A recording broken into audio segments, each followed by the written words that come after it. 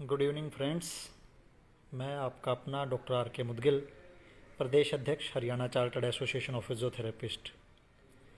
दोस्तों, आज बहुत दिनों बाद लाइव आकर इस माध्यम से आप सभी से मिलना हो पा रहा है और मेरे ख्याल ऐसा पहली बार हुआ है कि जब बिना किसी नोटिफिकेशन के, बिना किसी प्रायर इन्फॉर्मेशन के मैं इस तरीके से यूँ लाइव आया। दरअसल बात यह है कि कुछ व्यस्तताएं ज़्यादा हैं, कुछ समय भागता हुआ सा है, इतने सारी एक्टिविटी हो जाती हैं। आज विश्व फिजियोथेरेपी दिवस है, आप सभी को पता है। तो इसके लिए सबसे पहले तो आप सभी को बधाई, आप सभी को वर्ल्ड फिजियोथेरेपी डे की ढेरों शुभकामनाएं। आशा करता हूं कि आप सभी जहां भी हैं स्वस्थ होंगे, मस्त होंगे और हमेशा की तरह अपने फिजियोथेरेपी प्रोफेशन के लिए कुछ ना कुछ कर रहे होंगे। अब जैसा कि मैंने बताया कि पहला मौका है कि बिना किसी नोटिफिकेशन के यूँ लाइव आप सबके साथ जुड़ रहा हूँ, बिना किसी को समय दिए। व्यस्तताओं के चलते शायद ऐसा हो रहा है, तो उसके लिए क्षमा प्रार्थी हूँ, माफ़ी चाहूँगा। साथ ही साथ कुछ ज़रूरी विषय काफ़ी दिनों से कुछ साथी पूछ भी रहे थे। जो साथी लाइव जुड़ते जाएं उनका स्वागत है, जो औरों को जोड़ना चाहें उनका भी स्वागत है। काफ़ी दिनों से कुछ साथी पूछ रहे थे कि आप चंडीगढ़ गए थे, विद साहब से मुलाकात हुई थी फिजियोथेरेपी काउंसिल को लेकर, आपके क्या विचार रहे, क्या वहाँ बातें हुई। काउंसिल रजिस्ट्रेशन को लेकर बार बार मैसेज कर रही है, बार बार चीज़ें हमारे तक पहुँच रही हैं, तो इसमें हमें क्या करना है, बहुत सारे साथी पूछते हैं। हरियाणा की विशेषकर ये काउंसिल का मैं जिक्र यहाँ कर रहा हूँ।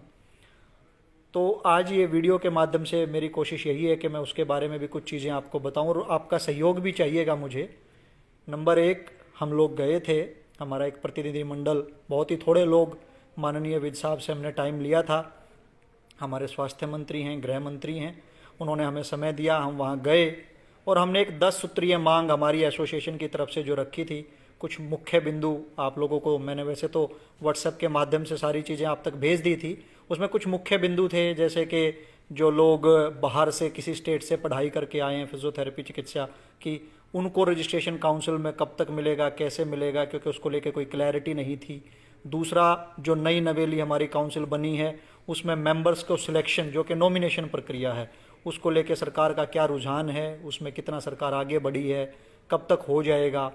उसमें 2 पोस्ट इलेक्टेड भी हैं, तो कब तक ऐसी कोई प्रक्रिया चलाई जाएगी जिसमें इलेक्टेड लोग चुने जाएंगे फिजियोथेरेपी काउंसिल में, वो उन तमाम बातों के समाधान के लिए गए थे। साथ ही साथ एक और भी विषय था कि महाराष्ट्र काउंसिल आप सभी को पता है, आपको गुजरात काउंसिल सभी को पता है फिजियोथेरेपी की, जो कि फिजियोथेरेपी के नाम के आगे डॉक्टर टाइटल लगा के देती है, उनकी डिग्निटी उसको प्रूव करती है अपने सर्टिफिकेट के थ्रू, अपने आईडी कार्ड के through. But Haryana physiotherapy council ये नहीं कर रही थी।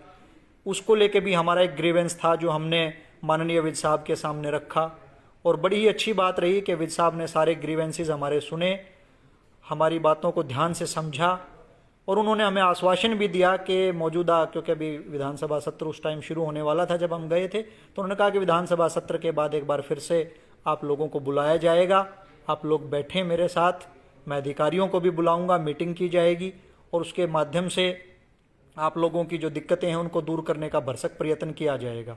इसमें एक विषय हमारा ये भी था कि जो डिफेंस में हमारे साथी सर्विस करके आए हैं उनको भी काउंसिल में रजिस्ट्रेशन दिया जाना चाहिए, क्योंकि उनको इक्वलेंस का एक दर्जा देती है डिफेंस। हमारी सर्वोपरि जो सेवाएं, जो कि आर्मी है हमारी, रिस्पेक्टेबल एक मतलब सर्विस आप कह सकते हैं, तो उसने हमें इस बात के लिए रिक्वेस्ट की थी कि उनका भी रजिस्ट्रेशन यहाँ काउंसिल में किया जाना चाहिए, क्योंकि मौजूदा काउंसिल के प्रारूप में उसका कोई प्रावधान नहीं था। तो ऐसे बहुत सारी चीज़ें थी जिनको लेके क्लैरिटी नहीं थी और मैं कहूँगा अभी तक भी नहीं है। उसको लेके हम मौजूदा जो काउंसिल है उसमें रजिस्ट्रार हमारे फिजियोथेरेपी के हैं, उनसे भी हम मिले थे, लेकिन उसमें हमारी शायद कोई ज़्यादा, हम ये नहीं कह सकते कि हमें कुछ ज़्यादा फ़ायदा हुआ, क्योंकि बहुत सारे सवालों के जवाब शायद उनके पास नहीं थे, वो खुद भी उनके पूरे अच्छे जवाब हमें नहीं दे पाए जिनकी हमें उम्मीद थी उनसे। तो शायद आने वाले समय में वो उनके लिए तैयार होंगी, कुछ जवाब होंगे, कुछ सरकार से बातचीत करके वो हमारा कुछ ना कुछ समाधान निकालेंगी इसमें और हमारी बात रखेंगी। लेकिन अभी फ़िलहाल के लिए तो बहुत सारी चीज़ें अनसर्टेनिटी में हैं, डिलेमा में हैं, बहुत सारी चीज़ें अभी क्लियर नहीं हैं और उसी के लिए हम माननीय विद साहब से मिले थे। हमने आग्रह किया था कि हमारी बातों को सुना जाए और एक सेम वही कॉपी हमने जो मौजूदा काउंसिल में हमारी रजिस्ट्रार है उनको भी दी थी। अब हैरानी की बात देखिए कि विद साहब जब स्वास्थ्य कारणों से मेदांता में एडमिट होते हैं, अपना इलाज कराते हैं, तो उनकी जो चिकित्सा कर रहे थे वहाँ फिजियोथेरेपी चिकित्सक हमारे एक साथी, उनको बाद में प्रशंसा पत्र विद साहब एक हमारे प्रदेश के स्वास्थ्य मंत्री, गृह मंत्री एक प्रशंसा पत्र देते हैं और उसमें लिखते हैं बाकायदा के सो एंड सो डॉक्टर, और उनको धन्यवाद देते हैं कि उनकी सेवाओं के चलते उनको काफ़ी स्वास्थ्य लाभ हुआ। तो एक तरफ प्रदेश का स्वास्थ्य मंत्री किसी फिजियोथेरेपी चिकित्सक के नाम के सामने डॉक्टर शब्द का इस्तेमाल कर रहा है, वहीं दूसरी तरफ फिजियोथेरेपी काउंसिल के अधिकारी इस तरह की चीज़ें कर ही नहीं रहे हैं और कहीं ना कहीं वो ना करना चाह रहे हैं। और एक दुर्भाग्यपूर्ण स्थिति मैं कहूँगा इसको कि कहीं ना कहीं हमारे जो एसोसिएशन, पैरेलल एसोसिएशन चलाने वाले कुछ साथी फिजियोथेरेपी की, जो शायद कहीं ना कहीं बात रखते हैं कि हम फिजियोथेरेपी हितों की बात करते हैं, वो इस विषय में बिल्कुल चुप हैं, पूरी तरह से चुप हैं। कहीं ना कहीं बस अपना रजिस्ट्रेशन कराना और उसी में सीमित हो जाना, कुछ ऐसा ही चल रहा है। एक और भी आश्चर्य का विषय, आज पूरा दिन गुजर गया, विश्व फिजियोथेरेपी दिवस था। महाराष्ट्र काउंसिल ने बहुत अच्छा कार्य किया, न्यूज़पेपर में ऐड दी, क्वैकरी को रोकने के लिए प्रयास किया, और भी बहुत सारे अवेयरनेस कैंपेन काउंसिल द्वारा चलाए गए। लेकिन हमारी जो कि बिल्कुल नई नवेली काउंसिल थी, जिससे हमें इतनी उम्मीदें थी, जो हमारे साथियों ने, हमारे फिजियोथेरेपी के स्टूडेंट्स ने, प्रोफेशनल्स ने कितने प्रयत्नों के बाद, कितनी मेहनत लगन के बाद, चंडीगढ़ में कितनी बार उनको शक्ति प्रदर्शन भी करना पड़ा, कितनी बार उनको डेमोक्रेटिक तरीके से भी आगे बढ़ना पड़ा, कितने लेटर लिखे गए, HCAP द्वारा भी कितने ऐसे प्रयास किए गए, हमारे साथियों द्वारा दिन रात मेहनत करने के बाद एक काउंसिल हमें मिली थी। लेकिन आज पूरा विश्व फिजियोथेरेपी दिवस हमारा शायद ऐसा ही निकल गया, नहीं ऐसी कोई एक्टिविटी सामने आई एक बड़े स्केल पर जिसको हम कह सकते हैं कि काउंसिल के आने से हमें कुछ विशेष फ़ायदा मिलता या मिला। अभी ऐसा नहीं प्रतीत होता है। जब भी पूछा जाता है तो जवाब एक ही होता है कि अभी नहीं, आने वाले समय में आपको फ़ायदा ज़रूर मिलेगा। तो साथियों, मैं आप सभी से, जैसा ही मैंने पहले कहा, एक मदद भी चाहिए, एक आग्रह भी करना चाहूँगा।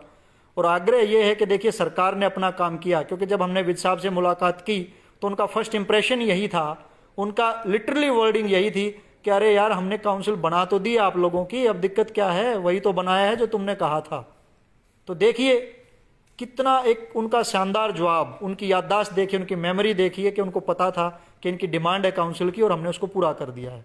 लेकिन क्या हम जिस काउंसिल का सपना देख रहे थे वो पूरी हुई? क्या हमें वो काउंसिल मिली?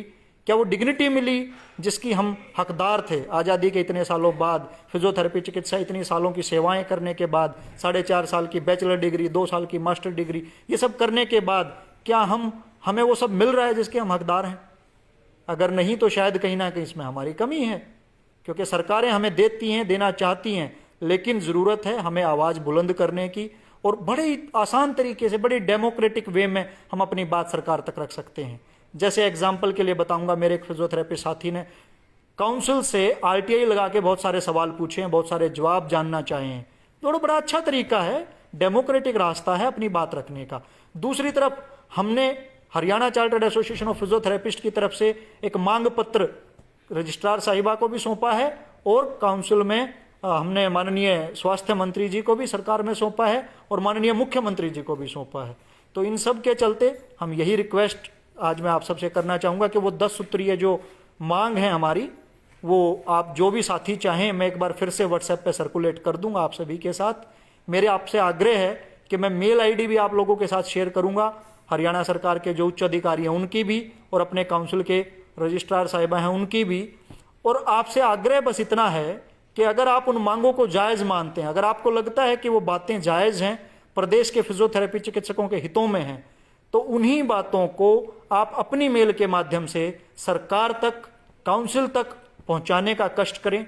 बड़ा ही सिंपल काम है, आप सिंगल एक सिटिंग में अपने लैपटॉप पर, अपने कंप्यूटर पर बैठ के मेल के माध्यम से कर सकते हैं।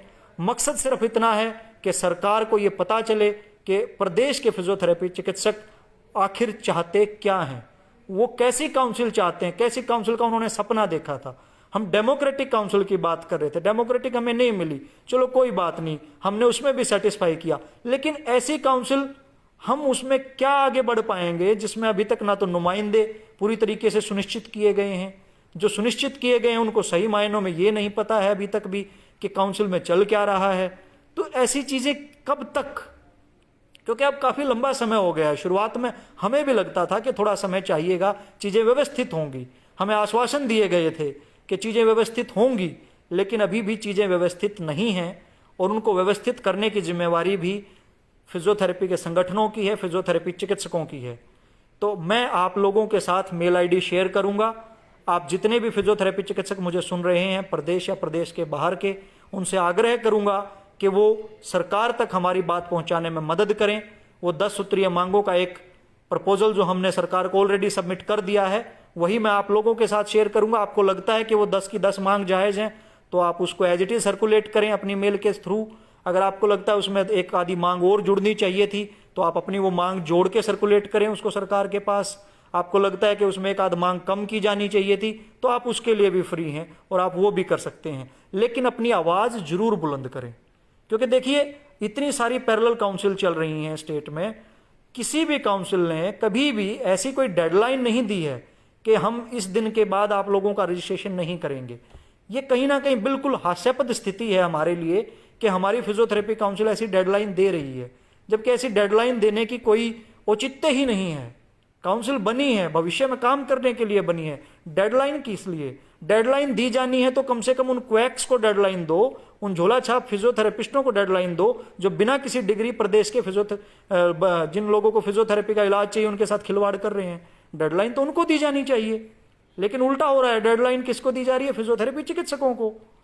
तो ये कहीं ना कहीं पता नहीं कुछ अलग ही चल रहा है।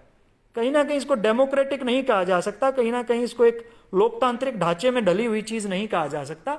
तो मेरा आप सबसे यही आग्रह है। समय काफी लगा क्योंकि मैं सही मायनों में बताऊं तो काफी व्यस्त चल रहा हूं, बहुत सारी एक्टिविटी पैरेलल चल रही है। आज भी विश्व फिजियोथेरेपी दिवस पर बहुत सारी एक्टिविटी हम लोगों ने की है, लेकिन आप लोगों का आज के दिन इतना ही साथ चाहता हूं कि इसे एक आंदोलन की शक्ल दें, एक शांति प्रिय, एक ऐसा आंदोलन जो अपनी बात रखने का आंदोलन है, जो अपनी बात सरकारों तक पहुंचाने का आंदोलन है, बिल्कुल डेमोक्रेटिक लोकतांत्रिक तरीके से। वो 10 सूत्रीय मांग जो हमारी हैं उनको सरकार के सामने रखें, सरकार से आग्रह करें। क्योंकि देखिए, मैंने पहले ही बता दिया है कि विद साहब पूरी तरह से पॉजिटिव हैं। अब जिम्मेवारी हमारी बनती है, प्रदेश का स्वास्थ्य मंत्री, प्रदेश का मुखिया हमारी बात सुनने को तैयार है, लेकिन अगर हम बात सुनाना ही नहीं चाहते तो गलती हमारी है। अब ये आप लोगों पर छोड़ रहा हूं, आप सभी पे डिपेंड करता है कि आप इसमें कितना सहयोग करेंगे। मेल आईडी और वो जो ड्राफ्ट हमने तैयार किया था, जो हमने सबमिट किया है सरकार को, वो फिर से एक बार व्हाट्सएप पे मैं शेयर कर दूंगा। अगर कोई व्हाट्सएप पे मेरे साथ नहीं जुड़ा हुआ है तो मेरा नंबर 9416632667, ये मेरा नंबर है। आप इस पर मुझसे डिमांड कर सकते हैं, मैं आपको वो ड्राफ्ट भी दूंगा, वो मेल आईडी भी दूंगा जहां आपको मेल करना है। लेकिन आप मेल जरूर करें, अपने हिस्से की आवाज जरूर बुलंद करें। अगर हम सभी अपनी जिम्मेवारी को समझेंगे तो सरकार को पता चलेगा कि वाकई में हम लोग चाहते क्या हैं। देखिए, कहीं ना कहीं अगर आज जो लोग ये सोच रहे हैं कि हम बाद में सही कर लेंगे, मुझे बड़ा अफसोस होता है। अगर बाद में ही चीजें सही होती तो दिल्ली फिजियोथेरेपी काउंसिल के हालात आज आप सभी को पता है। शुरुआत में अगर वो लोग प्रयत्न करते तो शायद चीजें सुधरती, लेकिन आज इतने सालों के बाद भी ज्यादा व्यवस्था नहीं बदली है। काउंसिल अपना काम कर रही है, रजिस्ट्रेशन कर रही है, नो डाउट अच्छा कर रही है, लेकिन क्या उसमें चुने गए सदस्यों की कोई सुनवाई है? क्या उसमें कोई लोकतांत्रिक ढांचा है? क्या उसने कोई नई चीजें अपडेट की है? तो बहुत सारी चीजें हैं। तो हमारी सिंपल सी 10 मांग है सरकार से, कुछ ज्यादा लंबी चौड़ी नहीं है। सबका रजिस्ट्रेशन किया जाए प्रदेश में जो आज के दिन फिजियोथेरेपिस्ट प्रैक्टिस कर रहे हैं, सभी का, चाहे वो प्रदेश के अंदर से पढ़े या प्रदेश के बाहर से। क्योंकि बहुत सारी डिग्रियां जब प्रदेश में एजुकेशन इंस्टीट्यूट नहीं थे तो बाहर से भी लोग कर रहे थे, नंबर 1। नंबर 2, मौजूदा काउंसिल में जो सदस्यों की संख्या है प्रारूप के हिसाब से, जो कि काउंसिल का एक्ट कहता है, पहले उसको पूरा किया जाए और फिर आगे कोई भी कमेटी की मीटिंग करके फर्दर डिसीजन लिए जाएं। डिसीजन थोपे ना जाएं किसी के ऊपर भी, क्योंकि लोकतांत्रिक सिस्टम है, लोकतांत्रिक ढांचा है, हम सबके लिए है, हम सबकी अपनी काउंसिल है, हम सब ने मिलकर इसको आगे कामयाब करना है। अगर हम सब मिलकर आवाज उठाएंगे तो जाहिर सी बात है हरियाणा स्टेट फिजियोथेरेपी काउंसिल आने वाले समय में एक मजबूत काउंसिल के रूप में हमारे बीच होगी और हम सब के लिए सिर्फ एक मजबूत छत का काम करेगी। लेकिन उस छत की मजबूती के लिए जिम्मेवारी हम सब की बनती है, हम सब अपना अपना थोड़ा थोड़ा प्रयास करें। तो मुझे लगता है कि आप लोग काफ़ी हद तक मेरी बातों को सुन रहे हैं, समझ रहे हैं। और क्योंकि बिना नोटिफिकेशन के आया हूं तो इसलिए बहुत सारे साथी अभी नहीं जुड़ पाए हैं, लेकिन क्योंकि ये वीडियो फेसबुक पे रहने वाला है तो आप लोग बाद में सुने, आपको लगता है आपके भले के लिए है, प्रदेश के फिजियोथेरेपिस्टों के हितों की बात हो रही है, तो आप वो ड्राफ्ट सरकार को जरूर सबमिट कराएं। आशा करता हूं कि अब स्वास्थ्य मंत्री जी जल्द से जल्द स्वस्थ होंगे, पहले से अब बेहतर हैं। और अगर वो फिर से एक उनसे संपर्क किया जाएगा और कोशिश करेंगे एक मीटिंग जैसा कि उन्होंने प्रॉमिस किया था अधिकारियों के साथ करेंगे। और अगर आप लोग ये डेमोक्रेटिक कैंपेन तब तक रन करते हैं तो उसके बिहाफ पर हम सरकार के सामने अपनी बात रखेंगे और सरकार से आग्रह करेंगे कि ये फिजियोथेरेपी चिकित्सक जो इतने सालों से अपनी सेवाएं प्रदेश को दे रहे हैं, कोरोना में भी आप सभी ने देखा कि प्रदेश के फिजियोथेरेपी चिकित्सकों ने दिन रात एक किया है आईसीयू के अंदर लोगों की जान बचाने के लिए। तो इतना अच्छा नोबल प्रोफेशन, इतनी बड़ी लंबी चौड़ी पढ़ाई और उसके बाद इनको इनके सारे अगर अधिकार ना मिले, इन्हें इनकी डिग्निटी ना मिले, तो यह अन्याय है प्रदेश के फिजियोथेरेपी चिकित्सकों के साथ। और कोशिश करें, आवाज़ बुलंद करें इस अन्याय के खिलाफ मजबूती से, ताकि हमारे सरों पर एक जो छत हो वो मजबूत हो। ऐसी मजबूत फिजियोथेरेपी काउंसिल जिसकी मिसाल बाकी प्रदेश के लोग भी दें कि इन लोगों ने, हरियाणा के लोगों ने एक ऐसा स्ट्रगल किया, एक मजबूत काउंसिल का गठन अपने यहाँ करवाया और इसी की लाइन पर आगे भी चीज़ें चलें। तो जय हिंद, जय फिजियोथेरेपी। दोस्तों, इन्हीं शब्दों के साथ आप सबसे विदा चाहूँगा और आशा करूँगा कि आप इस आंदोलन में, इस डेमोक्रेटिक लोकतांत्रिक आंदोलन में आप सहयोग करेंगे। जय हिंद, जय फिजियोथेरेपी।